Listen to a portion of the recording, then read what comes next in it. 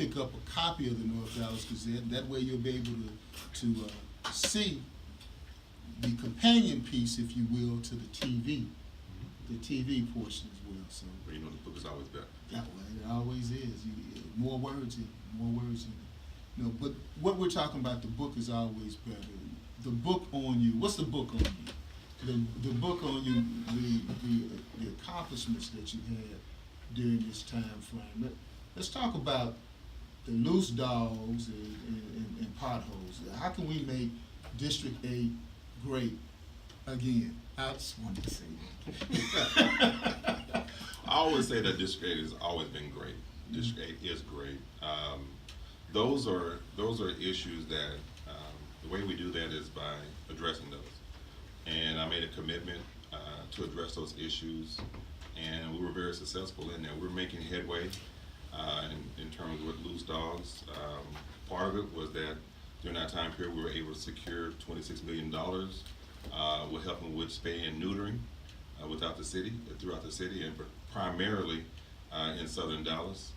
There's no coincidence that the fact that you have areas where there's either dumping or loose dogs, there's also the same overlay in terms of areas that are high crime. Those things tend to go together. So addressing those issues from a holistic standpoint in terms of the cleanup and in terms of going in and working with the citizens to give them the power to be able to feel like when they make a phone call, something's going to be done about it. The city responds to them. Their elected official who represents them hears them and responds to them. Now, a question regarding the University of North Texas at Dallas. You talked about infrastructure improvements there. Mm-hmm. Could you go into detail about the infrastructure improvements? Okay.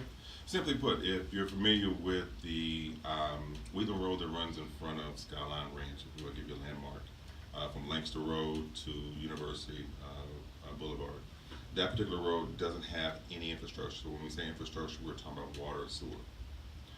The city was getting ready to rebuild, or had been on the books since 2006, the money to be able to redo that road, but it hadn't been done for whatever reason. All those years it hadn't been done. So once I came in office, I made sure that it was done.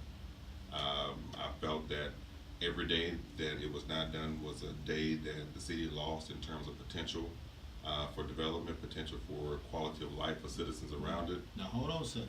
What street? That would be Wheatland Road between Lancaster and University Boulevard. Okay, I want everyone to understand what we're talking about. You know, he gave all of that, which is not a problem with that. But I wanted to just go ahead and delve deep into it, because this is, we're talking about building infrastructure, and we're also talking about development. We're talking about development. Right, and this development is like, if we're driving on Interstate 20, you look and you see all of that vacant land over there. Exactly. That's what that is. That And activation. people always ask, they say, well, how come we just can't build this stuff over here? Like they build in North Dallas, and you just answered the question, and it's like, There's no water there. If you wanted to flush a toilet, you couldn't do it. So if you wanted to put a house there or a building, you couldn't, because unless you want to have a septic tank there, which I don't think most people want to have that in 2019. So, but the plan was to go ahead and activate that area and get it online in terms of providing opportunities for residents to live, work, and play, and to bring back the middle class. What the development is a development that's bringing homes value from 200,000 plus. If you're familiar with the Firewheel and Garland type development, where you have a pavilion, where you have retail, and you have an opportunity for homes to be around that type of development, the development will have some retail on Lancaster Road and on the Service Road. So opportunities for communities or individuals who left Dallas for the lack of quality housing that could afford upper end homes, middle to upper end homes, to come back to Dallas. oh man, you're getting personal. Oh, I'm sorry. I'm just saying.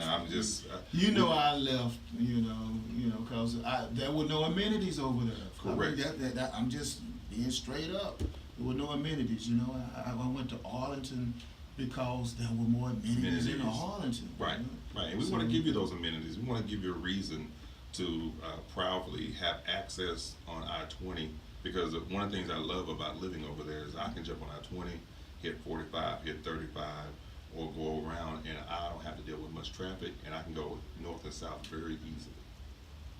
That's true. That's true. Now, you said this is by University of North Texas at Dallas. Yes, sir. And that used to be Houston School Road. Yep. Yes. Ah, Yeah. there we go. Yeah. See, once you change the name or something, you change everything. So now, when it was Houston School Road, you didn't have none of that. Didn't have none of that. Now it's called University Hills Drive, Yes, and now sir. you're gonna have all that. Yes, sir. Next thing you're gonna tell me that Luke 12 is gonna probably be changed to another name too. Yeah, probably. Was that Trinity Forest? Great Trinity Forest. Great Trinity Forest. Wait, yes. Yeah. Yeah. And a side note on that. Side notes. Okay. Yeah, side note to that.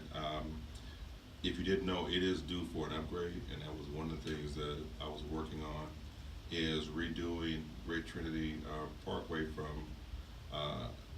from 75 to 45. So what's supposed to happen then? Well, we're just going to widen it. If you look at the traffic count, it is overused. It is due for, it would qualify for expansion, which means that it would help spur development opportunities for businesses to come as it's redeveloped, and improvements. That's one of the things that we have to do, is look at improvements to our thoroughfares and making sure that those places have the infrastructure that's needed. So those are you were talking about some of the things that I've done and was doing, and I was still going east. Those are some of the things that I was working. Well, as you know, being involved in politics and as serving as a former zoning board of appeals commissioner in Grand Prairie, sending a shout out to the mayor of Grand Prairie, who's listening in right now, looking in, Mayor Ron Jensen, who's running for re-election himself. One of the things that I've been big on is infrastructure improvements, and that's what I'm really interested to see in this district, my home district of Dallas, Texas, to see how it can be improved. Those are the things you've done. Mm-hmm. Let me just add on to Okay. that. You just want to pile on? I just want to pile on. I mean, I too agree with you on that. As long as you agree. Yeah, I agree with that. Yeah, right. My goal is to advocate for our next bond package that we're going to have. What is that going to do? No, we have it every 5 to 7 years typically. So we're looking. I'm sure we're going to start talking about 22, 23, that options, and just really educating the community in terms of what it means to advocate for a bond program and when you should start. And actually, you should start for the next bond program once that first one has been approved, so that you can make sure that product gets in. But because by the time the bond program is completed, it's already out of date. You have to do something else anyway. Right, you're already out of date. And once you hear the city start talking about we're going to have a bond program, where it's pretty much cooked, they're just asking you what color do you want the drapes, and it's already decided. So the idea is that my goal is to advocate for either a bond package specifically for Southern Dallas, so that we can get the infrastructure that will create the development throughout Southern Dallas, or a significant portion of the next bond package to be for infrastructure for Southern Dallas. So it's time that we put our money where our mouth is, if you will. If we're going to really grow South, we need the infrastructure, and the best way to do it is to go through our bond program and really develop. One of my goals was to stop the narrative of that Southern Dallas is 15% of the tax base. My goal was to move it up from 15 to 20, 25%. And the only way we can do that is if we start incorporating the infrastructure to be able to do that. And that includes whether we bring in mixed income housing, so that we're not segregating ourselves in terms of... Okay, mixed income housing, what does that mean? Yes, it means that instead of the way we develop now is that we have a subdivision maybe of starter homes. We start homes 100,000, 150, 175,000, and then we build that subdivision.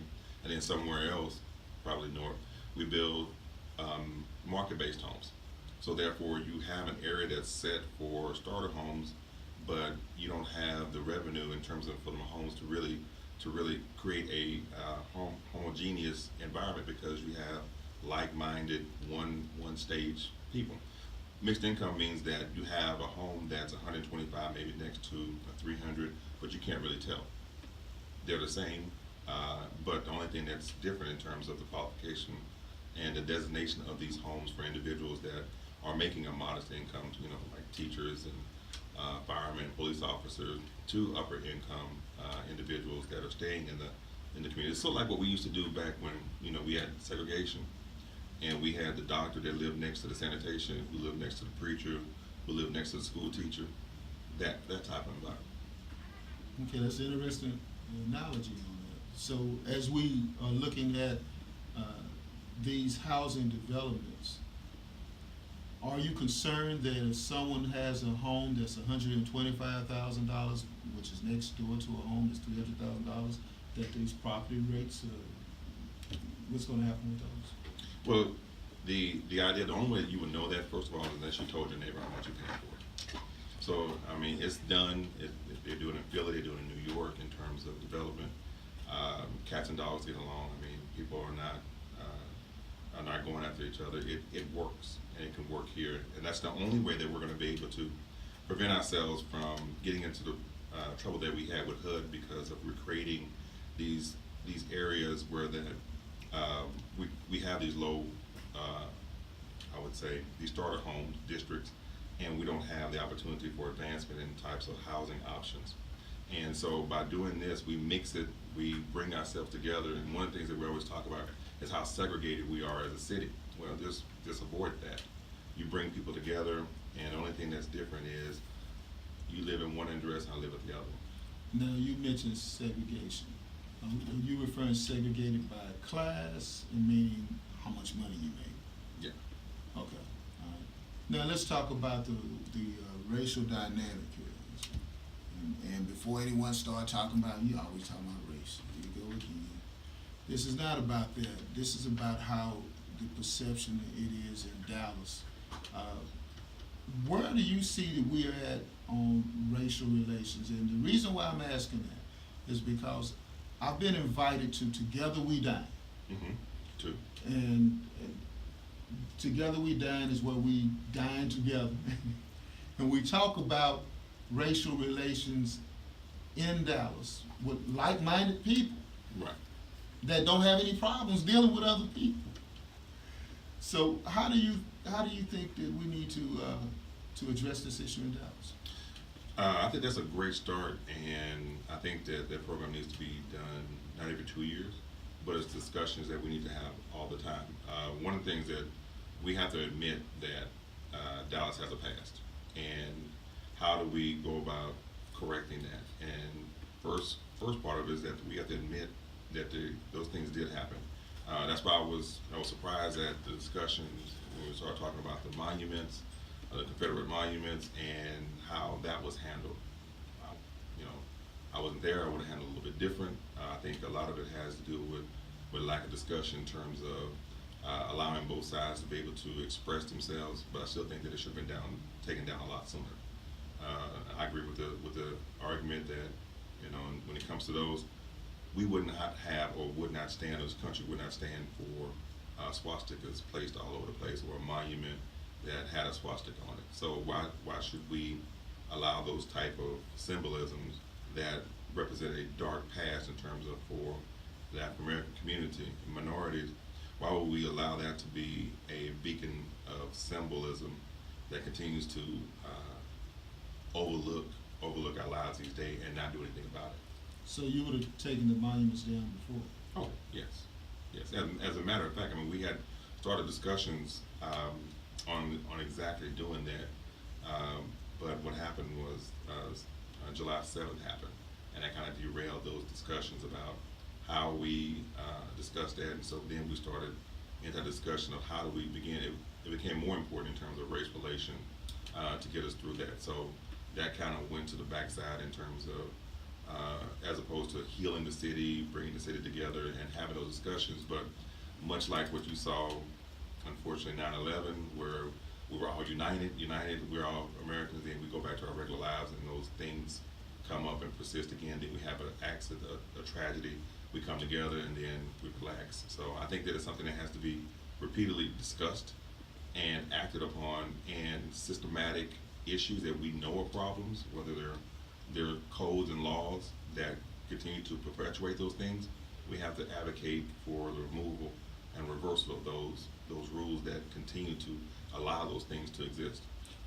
Now, that's interesting. That's something I didn't know. You said that July 7th came along and it moved the removal of Confederate statues through Not removed, but the discussion of it. discussion of it? Yeah, because we were gearing up to have I was gearing up to put together a panel of individuals that were pro and for against it to hear what the concerns were, but the overall goal was to remove them, to get them out of the way, to take them down, because that was during the time period of the national movement for Confederate flags across the country, and we were going to, it was asked, how do we go about best doing that? And my solution was, okay, let's sit down and talk about it.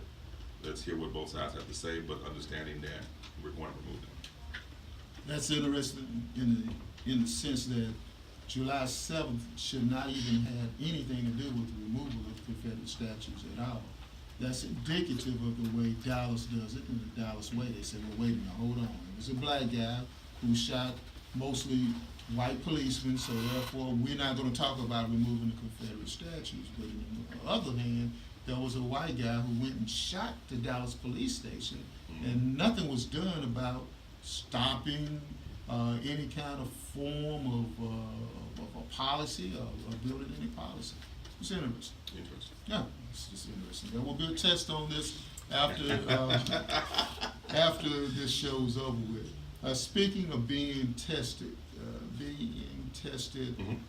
in regards to serving on the city council, you have expressed desires before regarding building the community.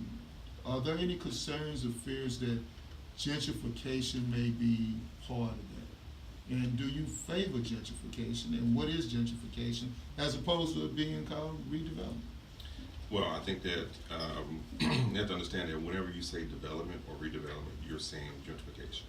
You're saying the changing of one thing for another that you believe has a higher or greater use. I think the real issue of gentrification is the displacement of gentrification. Because if you go back and you ask the American Indians how do they feel about gentrification when the settlers came in and took their land and used it for the grazing of cattle and their settling, and then you ask those cattle ranch owners how they feel about gentrification when cities took their land and towns took their lands. So there's always going to be this evolving use of things. Things that are new become old, therefore must become new again.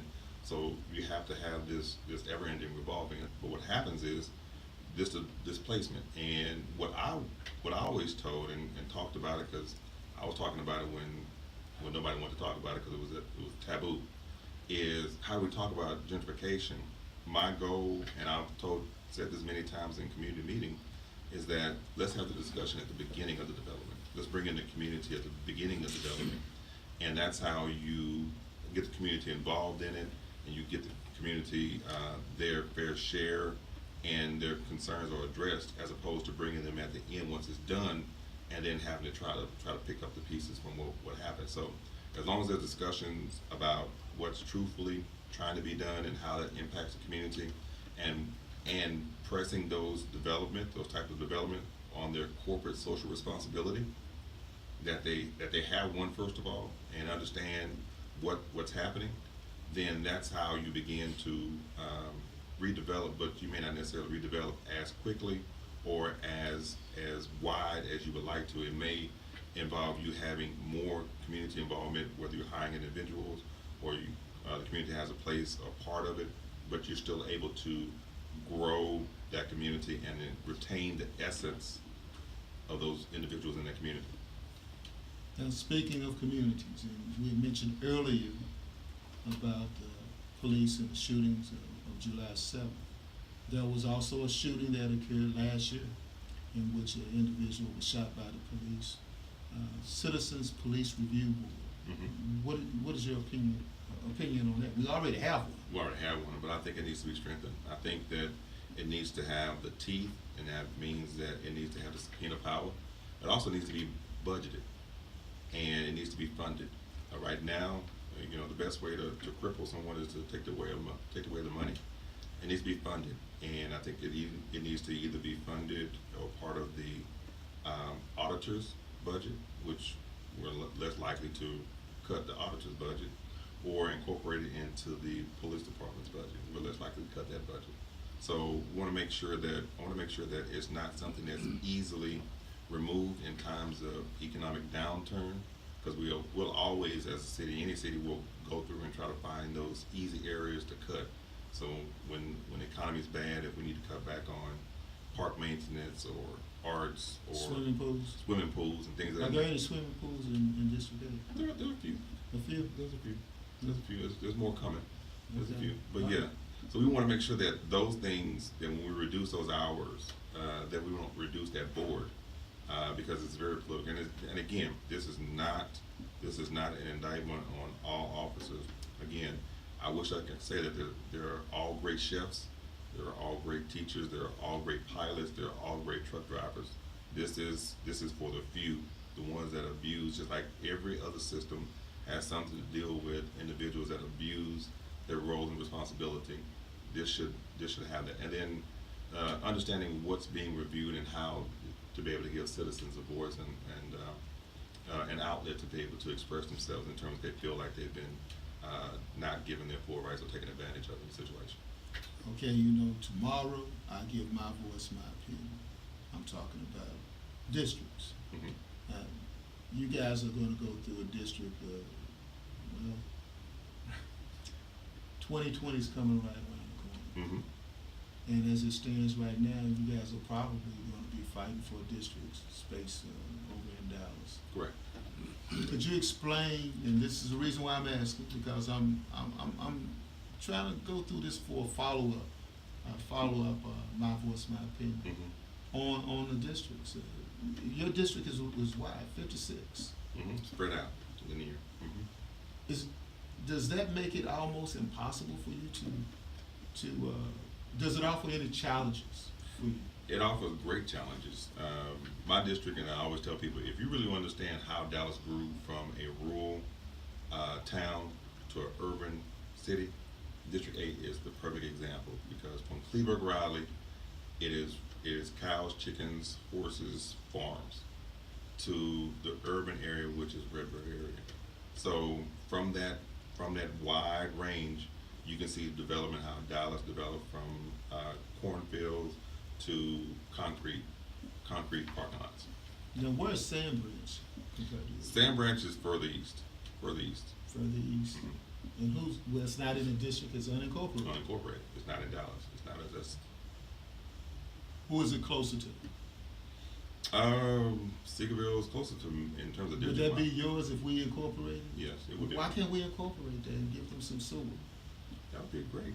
They don't have any utilities out there. None. And they've been fighting that fight for a number of years. Now the question is, would they want to be? Because if you look at the incorporation of Cleveland Riley, they are still upset because they got incorporated into Dallas. I remember when they got incorporated into Dallas. I think it was like 1980, 81.